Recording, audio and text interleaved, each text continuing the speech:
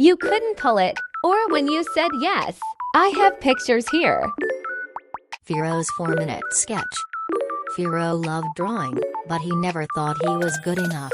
One day, an old painter in the village challenged him, draw something in just 4 minutes and finish it, no matter the result. Although hesitant at first, FİRO accepted. He picked up his pencil, started the timer, and began drawing. When the 4 minutes were up, he looked at his paper. It wasn't perfect, but it was complete. This small victory gave him courage. From that day on, FİRO continued drawing with 4-minute challenges every day. He overcame his fears, believed in his dreams, and eventually became an inspiring artist. Remember, starting takes courage, achieving comes from believing.